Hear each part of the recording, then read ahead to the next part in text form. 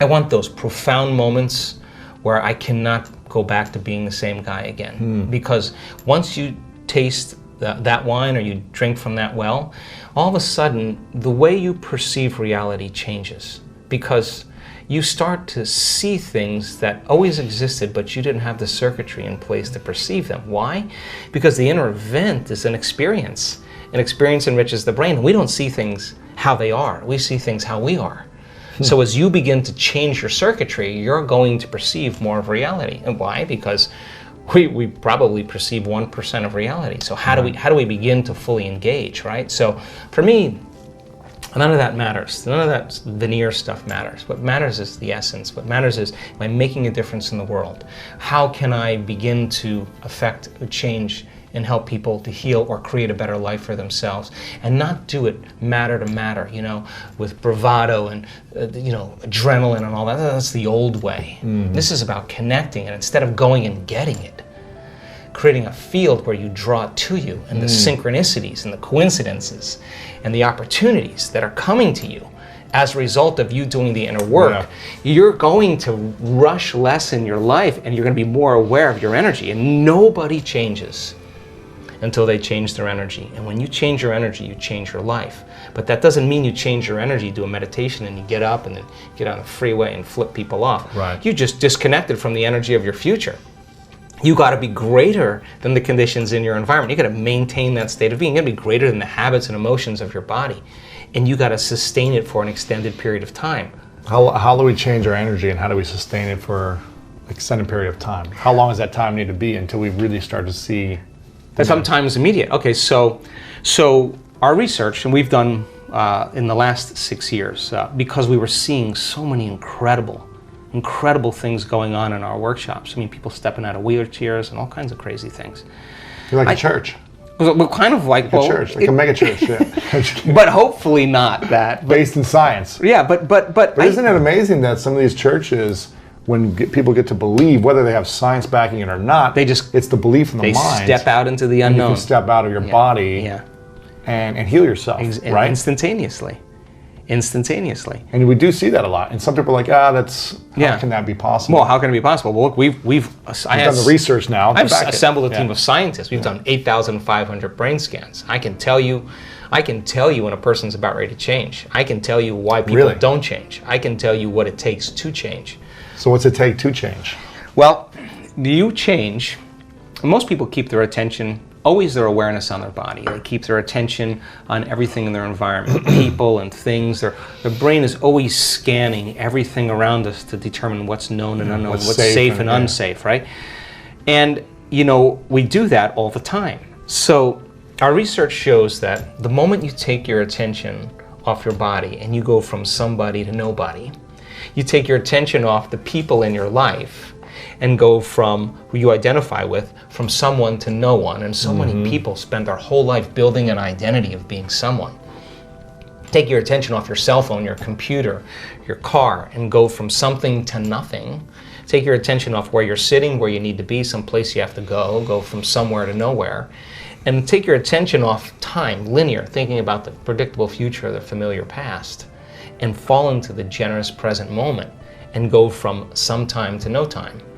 Then all you're left with is consciousness. And that's the moment you're no longer playing by the same rules of matter to matter.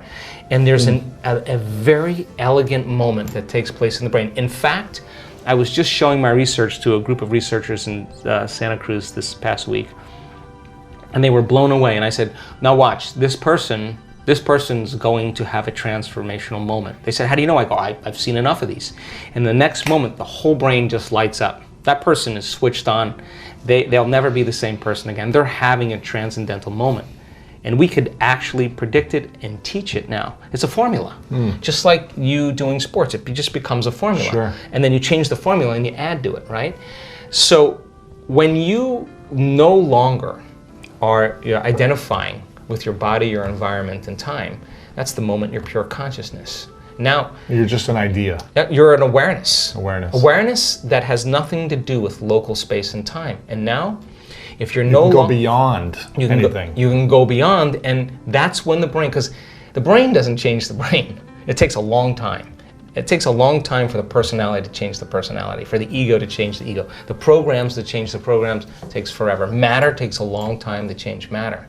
But when you're in this moment, you're no longer playing by those rules. Consciousness is the phenomenon above matter. In fact, consciousness is beginning to activate or manipulate circuits in the brain. People just think the brain is creating consciousness. No, consciousness is executing the brain, right? So then, if the brain can change, then the mind doesn't change the brain. Mind is the brain in action. It's consciousness that changes it. So when people begin to disengage and get beyond themselves, you are at your absolute best when you get beyond yourself. And getting the person to that point.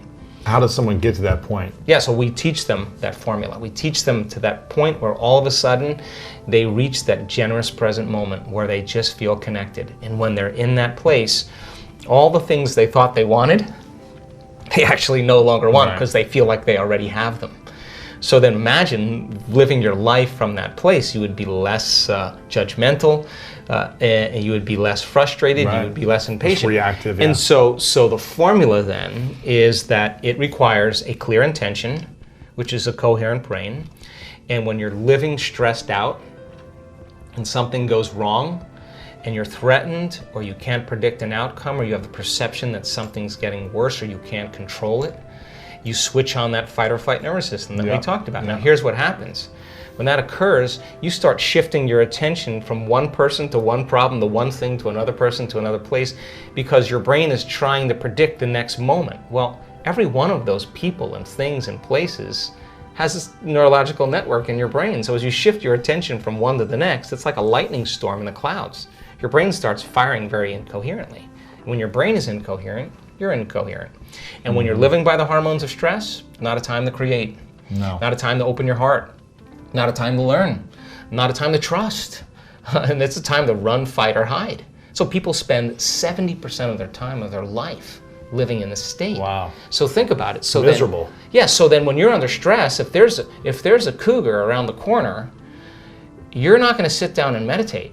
You're not going to sit still, right? But so imagine here you got the survival gene switched on, and nobody is going to believe in possibility when you're living in survival, right? Wow, yeah. So then, when you're living in stress, what happens is you narrow your focus on the cause. You narrow your focus on matter, the object, the thing. And so people get switched on, and all of their attention is on their outer world. When the hormones of stress kick on, your body gets an arousal, now your attention is on the body. And of course, when you're under stress, you're trying to predict the future based on the past. And now you're literally enslaved into three-dimensional reality. So then how do you get what you want? You got to try harder, you got to force it more, you got to work harder, you got to fight for it. It's matter trying to change matter. It's exhausting. And people just burn out, right? So then we now know that when you go from a narrow focus on something and you begin to open your focus, you create a sense, an awareness, that the act of opening your focus causes you to stop thinking. And if you stop thinking, you no longer activate those circuits, and you start to slow your brain waves down. And as you slow your brain waves down, you start connecting to that autonomic nervous system, the thing that's giving you life. And all of a sudden, when you get beyond yourself, it says, he's gone. Let's step in and just clean up this mess before he gets back. Really? And its job is to create order and balance. So your body will start to do that for you. The innate intelligence will step right in. Once you connect, you got to connect. So you got to know how to change your brain waves. You can't change your brain waves and you stay in that active state. You're basically moving furniture around. You're analyzing your life within some disturbing emotion. And I can tell you, after looking at all those brain scans, if you're analyzing your life within some disturbing emotion, you're going to make your brain worse. In fact, you are thinking in the past, right? So you teach people the formula, how to open their focus, change their brainwaves, connect to that invisible field, and all of a sudden different compartments of the brain start synchronizing. The front of the brain starts talking to the back of the brain. The right side starts talking to the left side. And all of a sudden, what syncs in the brain links in the brain. And all of a sudden, you see this person starting to feel more like themselves. And when you see those two hemispheres of the brain start lighting up, watch out, because that person's going to feel really whole. They're going to start loving life. They're going to feel like they're going to be in love with life, because the union of polarity and duality is wholeness at the exact same time. Coherent brain. When you're resentful, when you're judgmental, when you're impatient, your heart beats out of rhythm. Why? You're stepping on the gas and you're stepping on the brake at the same time. Your body and its intelligence living in survival is saying T-Rex is back there, but you're not running. because you're sitting across the table looking at somebody smiling and your body's revved up, right? So the heart is beating arrhythmically. And when that happens, you're squandering, or you're using all the body's life force and turning it into chemistry, right? You're using all that energy to survive as opposed to think beyond. Right. So you're drawing from your vital life force, that invisible field around your body, and you're turning into chemistry. You actually are going to shrink your own field. The hormones of stress cause us to be materialists, right? When we're under stress, we're using our senses to determine reality. So now you feel more like matter and less like energy, more separate from possibility. So then, to teach a person then how to regulate that heart center. And we do this, we've done 6,000 heart scans. Why? Because if I can teach you how to get in that heart state, and I can teach you how to activate that center, and I can teach you how to regulate an elevated emotion, the heart starts to create a very coherent signature. And when the heart starts beating like a drum, like dropping a pebble in water, it begins to produce a measurable magnetic field up to 3 meters wide. Now you're more energy than matter, more wave than particle. Wow. Now, that field that's being created is measurable, and that's an energy, and energy is frequency, and all frequency carries information. So what is the information when it makes it here? That you're sharing into the world. Yeah. It could carry the thought of your healing. Why? Because it's consistent with the energy. Guilt isn't going to carry the thought of your healing. It's a different frequency. And all of a sudden now, the person is elevating their emotional state, and they're allowing their thought to be carried on that frequency. They're broadcasting a whole new energetic signature. But thoughts are the language of the brain, and feelings are the language of the body, and how you think and how you feel creates your state of being. So then the question is, if you keep practicing creating that state of being, it should become familiar to you, yes or no? Yes. The word meditation literally means to become familiar with. So then if you're practicing moving into these elevated states and your heart is coherent and we're measuring, and I can say, Louis, you got it. Now do it for 30 minutes. Now do it for 60 minutes. And you practice creating that coherence. You'll know when you're there and when you're not, yes or no? Sure. And then you would be able to say, like a skill, like anything else, give me a minute. I'm going to step out, and you're going to go back in the heart coherence and bring up that state. How do we get there in the heart? Oh, well, then we practice the formula. Again, rest your attention, start calling up elevated emotions, and when you start seeing that starts happening, then you sustain it, then you keep practicing, and all of a sudden, it gets longer and longer and longer. Now, what's the relevance behind that? Well, we've measured neurotransmitters. So when a person actually activates their heart, the heart releases a chemical called oxytocin. Oxytocin is actually the love chemical. Oxytocin signals nitric oxide. Nitric oxide signals another chemical called endothelial-derived relaxing factor. What does that do? Causes the vessels in your heart to swell. Wow. You will literally have energy in your heart. You will literally feel like your heart is full. Now, once you have that feeling, you're not going to want to trade that feeling for anyone or anything. You're going to say, why would I judge that person? If I judge that person, I'm going to lose this feeling. Now, all of a sudden, you're self-regulating. Now, once the heart is activated, I just was at the research lab this week.